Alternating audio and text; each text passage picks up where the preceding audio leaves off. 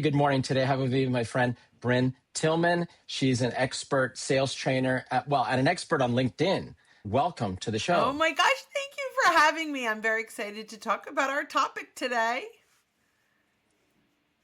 Great. So we're going to talk about LinkedIn today, and the topic is the death of the LinkedIn news feed and what to do next. I go to LinkedIn every day. I used to even work at LinkedIn, but there's so much stuff now, especially with AI. People are posting tons of things on LinkedIn. It's really overwhelming. Brynne, what do you do there? It's just too Yeah, much so the stuff. first, don't ever look at your homepage newsfeed again. Yeah. Oh, okay. So, Well, so that's I, easy. I Okay. say So, that a little tongue in cheek, but when you go there, it's a lot of noise. It's all ads. It's not in any particular category, and it seems very random, right? It's very right. random. You have two ways to filter: top and recent, and that's it. So you're not getting the content that's relevant to you, but we can fix that. LinkedIn Okay. has this wonderful filter that we can identify posts based on the author's industry and some other filters like our first degrees, people we follow. So we can start to create a feed that mimics the type of content that we want to engage with and that our audience wants to see.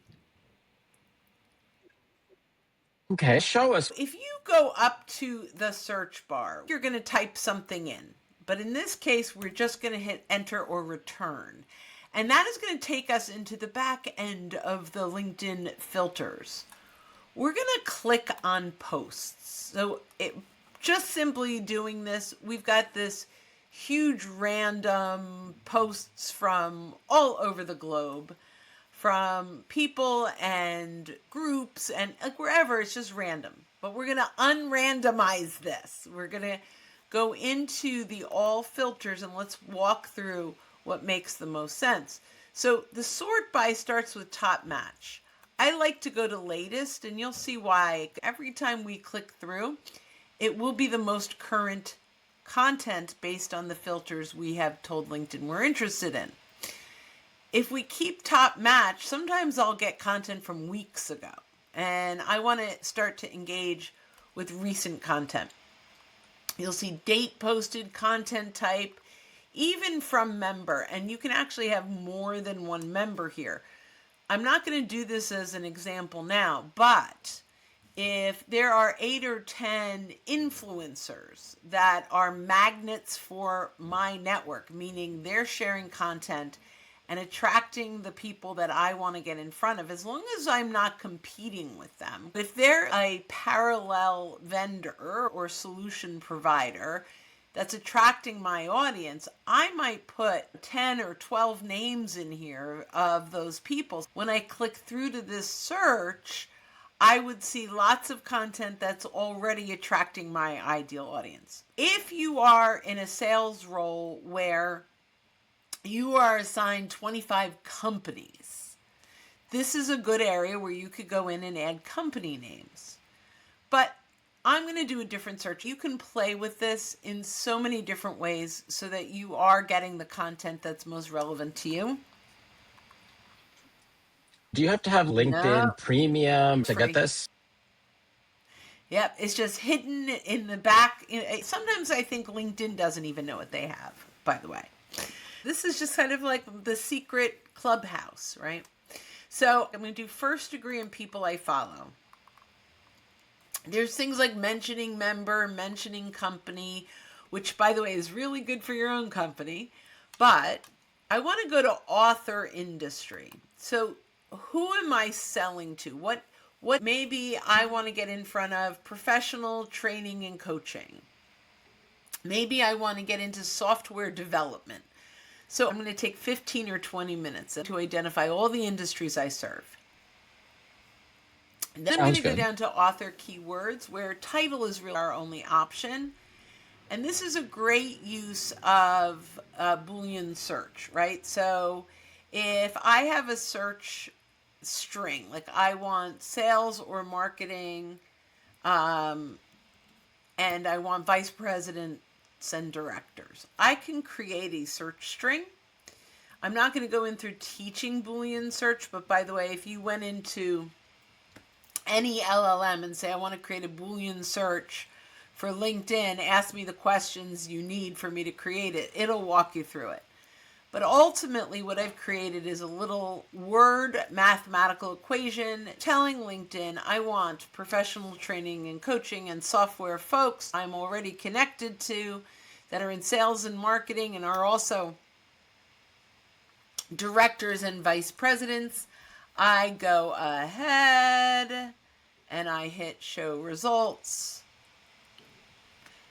And I will, once LinkedIn catches up, sorry, you know what I'm doing? Yep, Yeah, there there's a we little go. bit of delay here. All There you right. go. There you So go. once I do this search, I would get, of course, live. Interesting. Oh, For now, I mean, it might be I just took some random industries, but I'll take out all industries for a moment for the sake of the example. And I click. Of course, when we're live, it's not working. I do this every single day. I save it as a bookmark so that I can pull up the latest every single day. And so every day I go to my bookmark and I named it daily content. When I pull this up, it is going to give me a list in the most recent or the latest content based on the author industries that I am interested in engaging on. So I can see here as this comes up, I have someone an hour ago, 2 hours ago, 3 hours ago. I'm now getting content from the people that I'm connected to and that I follow in very specific industries. And it is in the most recent form. So, once I have this, I can click into this every single day and click on 8 or 10 and engage in a very short period of time. And I've found the right content with the right industry and the right people. And I can never go back to my homepage again if I don't want to.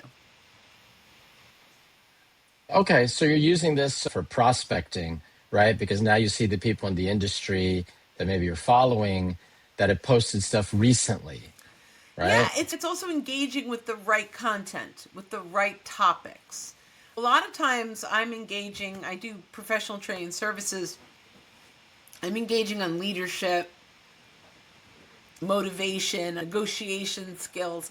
Even though I teach LinkedIn and AI, that's content that I can talk to, I can engage with, and my network might be interested in. So do you reshare these? Do you post a comment? What do you typically Yeah, do when you see the these? better I'll share it. I will like and engage to look Okay. at people that are commenting, because if these are folks that are attracting my network, I can go in and see who's commenting and engage with them as well. Oh, okay. Yes, that's a good point. Look at who also commented on the post. That might give you some ideas as to other people you could follow or So connect if you to. look here, I have Yeah. this gentleman, Mr. Silk, shared content, and then his own comment. If there was another commenter here and I started to engage, I could start conversations, just like if the poster was a keynote and all the commenters were the people that came to see the keynote, you'd network with them. That's kind of how I look at this. Okay, I think that's good. Is there anything else we should cover on this topic? I agree, it's a much better way of looking at the LinkedIn newsfeed. Is there anything else to I cover on mean, this part of there's a it? ton of diving deep and making sure you're creating filters and searches that work best for your daily activity. So, again, if you are account centric, you probably want to do from companies. If so you want to look through all the options and create filters that when you vet the news feed, you're like, yeah, this is good, this is good. The closer it is to perfect, the more likely it is that you're going to use it appropriately. Yeah. Okay. Is there any way to get things like this emailed to you or automatically sent to you, or do you have to go to LinkedIn every day So into the that is bookmark such a to look great at it? question. And you can actually create a little agent with AI that could deliver it to you. This link is static, even though the content is dynamic.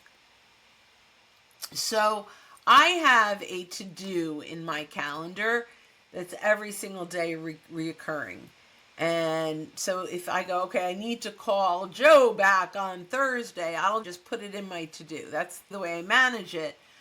I have this link as reoccurring every single day. When I go into my to dos, all I have to do is click on it. It will take me back here, but because the filter is latest, I'm getting the most recent content. I think that's great. So just make a link in your calendar, like every day, just go to this Right. link. Then you can see the information and execute going through. This is really, I love this. It's pretty simple. Now we can see the good content. Another part of LinkedIn is posting content. You want to post an article or something you did. I just worry that since there's so much stuff being put up there with AI, with other noise, how do you even, I put something there and it's like throwing a bottle in the ocean. No one will see it. Or even if people see it, I have this other fear too. A lot of people will put content up on LinkedIn and people will like it, but they won't read it, right? They're just kind of Right. signaling.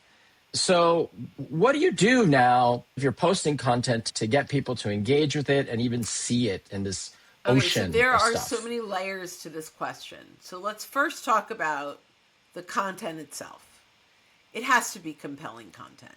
If it's not compelling content, people won't care. Content, especially from a business development mindset, needs to do 5 things. It needs to immediately resonate with your audience. If you sell to small business leaders, it needs to say small business leaders. If you sell to bankers in Orlando, Florida, it needs to say Orlando bankers, right? They need, because the noise is so loud when they're scrolling, the first thing you do is recognize your name. The second thing you do is recognize your title and or industry, right? So we want to make sure that that's kind of the first scroll stopper is, oh, this is for me. The second piece, and it could be in the same sentence, is it's got to create enough curiosity for me to want to click see more or take a look. So Okay. it's got to resonate, create curiosity. If we want real engagement, we have to teach them something new that gets them thinking differently about their current situation. Then we ask for the call to action. Some people will say, what's your number one way to put in comments? Or click the like button if you think this. When you do that, you're more likely to get engagement. Even with that in mind, if you just post content that's amazing, very few people will see it. Hey, So that's right. not enough. You got to Right. first at least think in those terms. So Right. to Right. It be has at to be at least least that. some And by the valuable way, one content. of the greatest things you can do if you really want engagement are compelling polls that your audience wants to see how their peers are voting. They want to see where they compare. LinkedIn does a brilliant job of polls. They'll tell you how many voted, but not how they voted until you vote. A really good poll is phenomenal. But if that's all you do is post a poll, no one's going to see it or vote. Can I ask a quick follow-up question? I think that's very interesting because you could post lots of different things, right? I could post an article, a link to an article. I could make a post. I could post a video. You're saying I could post a poll of all these different things that you post. What do you think is like the biggest ROI for effort to create it versus engagement? I think poll to me sounds like it has a pretty good Huge ROI ROI, for but time what are and your thoughts energy on to that? put in compared to a video, ebook. Yeah. But Yeah. it doesn't matter how good any of that content is. We have to pump, there's a flywheel effect to content. First, before I get into the algorithm piece, I'm going to give a shout out to Richard Vanderbloom, who is a LinkedIn expert who studies the algorithm and probably knows how it works better than LinkedIn does itself. He analyzes 600,000 profiles a year and how their content performs. It's unbelievable what he does. He sells his algorithm report, and it is so worth the money. Every marketer should be getting that. Oh, Absolutely interesting. I didn't know about unbelievable. that. Okay. What I'm about to say is from the 2024 report. The 2025 report is coming out any week now. So, as I'm saying this, there may be some significant changes. Number one, here are the people that are seeing your content. The newest people that you connected, when you connect with someone new, they will see your content for 2 weeks. If they engage on it, the 2 weeks starts over. If they don't, they're never going to see your content again until there's a new engagement. Wow. Richard's Interesting. report. So the next thing I would say is if you engage on someone's content 2 or 3 times, they will start to see your content for 2 weeks. There's this 2-week window, which is why you've got to share content 2 to 3 times a week so that you're hitting all these people. If you view their profile and have a message in the inbox. So you may say, I used to see Angela's content all the time and I haven't seen it in so long. Well, that's because she hasn't engaged with you and you haven't engaged with her. So LinkedIn said, I guess neither of you are interested in each other. Yeah, go Interesting. ahead.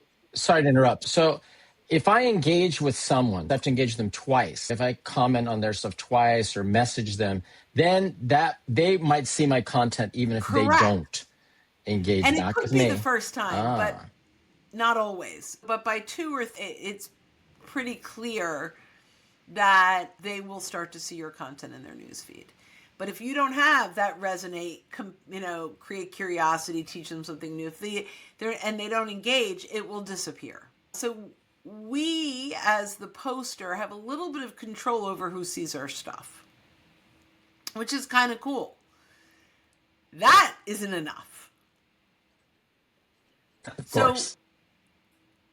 there's still, I believe, this 2-hour window where you've got to get people engaging. And if they don't, LinkedIn starts to bury your content. So we have to pump the engine, right? We've got that flywheel effect. There's a little paper airplane at the bottom of every single post that a person puts out, not necessarily a company. But the person, you can blind copy 10 people at a time. Don't do the same 10 people every single time. LinkedIn is aware that if it's the same 10 people every single time, that you'll actually get dinged for that. Wow. You know, And you have 2 2 hours. hours. Oh, Now, what we wow. do know is you can revive that. So let's say no one does anything for 2 hours, and I come in tomorrow and I send it to 20 people. It can pick up steam again. But someone has to engage, or we have to share it with someone to get it going again. We do have control over this. The other thing I highly recommend is a lot of your content is not your content. Go out and find a podcast, reshare it, tag the host, tag the company the host is part of. When they start to engage, they'll see more of your stuff.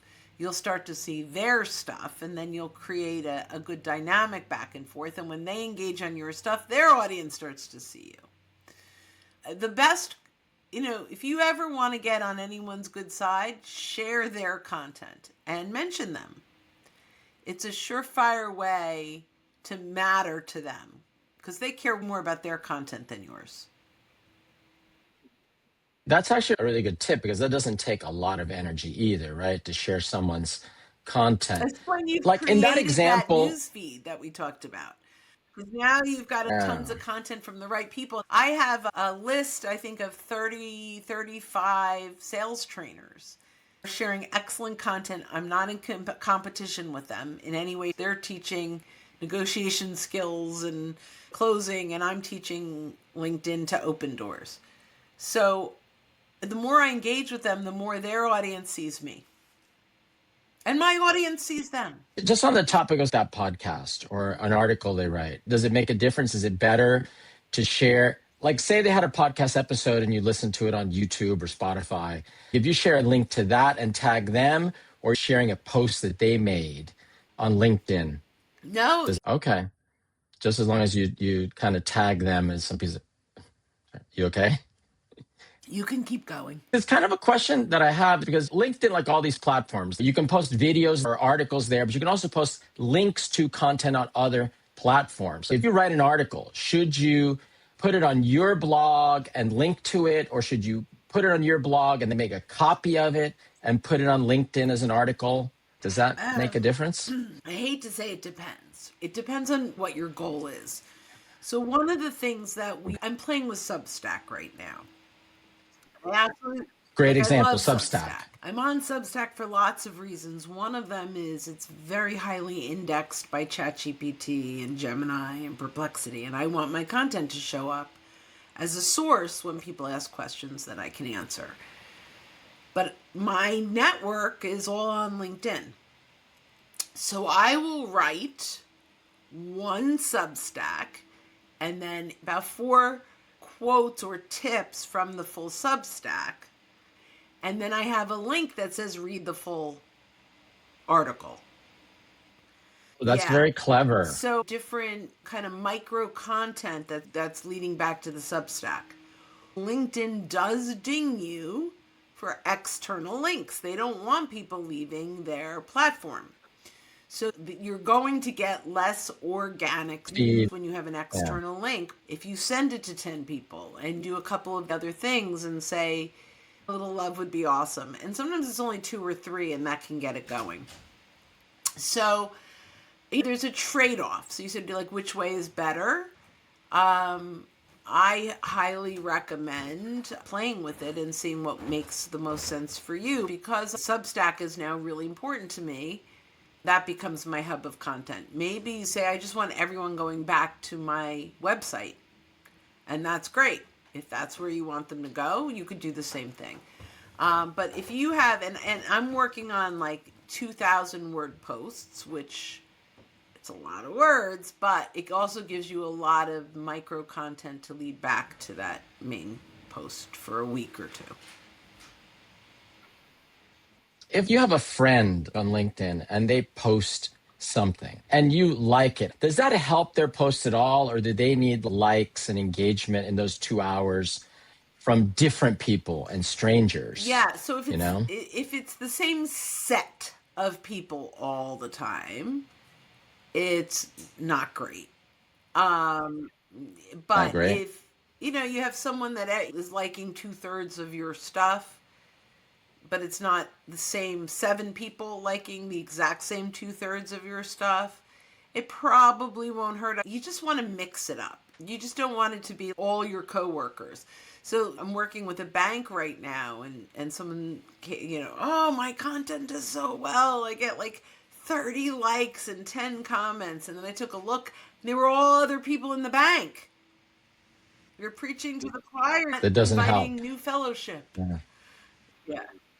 So a lot of this is trial and error for folks, right? Like A/B test. I'm a big fan of, like, what's working, what's not working. There's so many reports on what time of day things work. Quite honestly, weekends do exceptionally well for me and not for other people.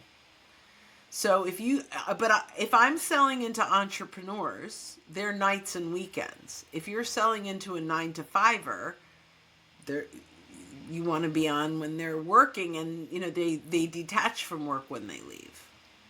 So you have to know your audience too. The timing is weird too, because I've noticed I've posted content on LinkedIn and then a week or 2 later, I'll get someone that interacts with it. Conversely, I'll see someone's post, but the post wasn't made today. The post was made weeks ago. Is it that LinkedIn sometimes, I might post it today at 2:00, but other people aren't going to see it at 2:00. They might not see it for weeks if they see it at all. I'm just curious how much the time that you post That's a it great question. So to the plays into best of that. my, somebody went to your profile and engaged on it. They did not find it Okay. naturally in a news feed or in a notification.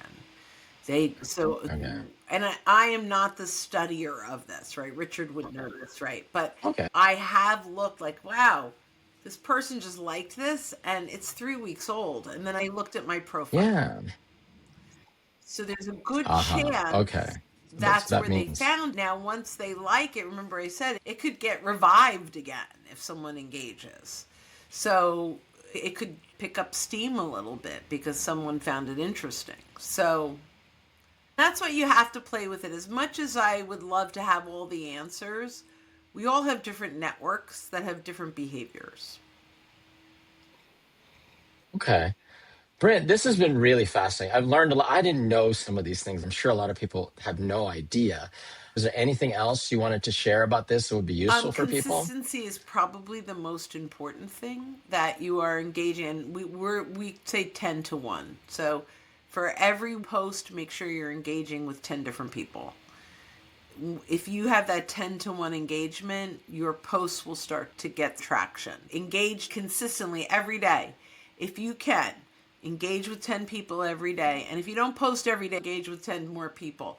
If you can post every day something, even if you're reposting a podcast or something, you're engaging with 10 people, you will, that flywheel effect, you will get momentum. Yeah. Ask one other question on that because I just thought of it. Okay, so you find something in the news feed. Maybe it's not from someone you follow, right? But it's someone who's posted something interesting, right?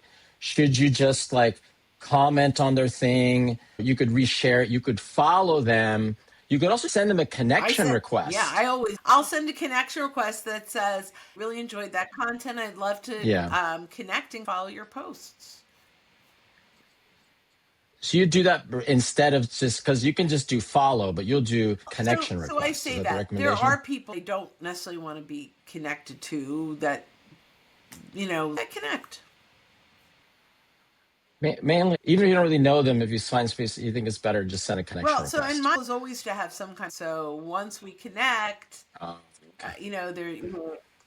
Then you can Yeah, DM like them. I want to learn about what's important to them. I'll make some introductions. I have podcasts I can share. I'll ask, who do you follow? Here's who I follow, and just bring value into their world.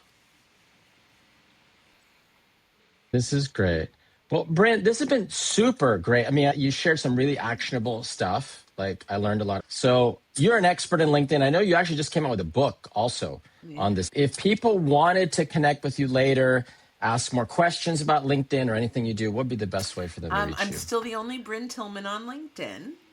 We have lots of Okay. free events at socialsaleslink.com/events. Go check it out. We've got lots of fun things happening over there. The book is called The LinkedIn Edge, that I was very lucky to write with the amazing Jeb Blunt from Sales Gravy. It's a Wiley book, and we got bestseller, which is so fun. I can say forever, a real Amazon bestseller. The badge is on the book. Thank Awesome. you. Congratulations. I know you've been working on it a while. Thank you Thank so you. much for sharing about Thanks for LinkedIn today. having me. All right. I'm going to stop the recording here.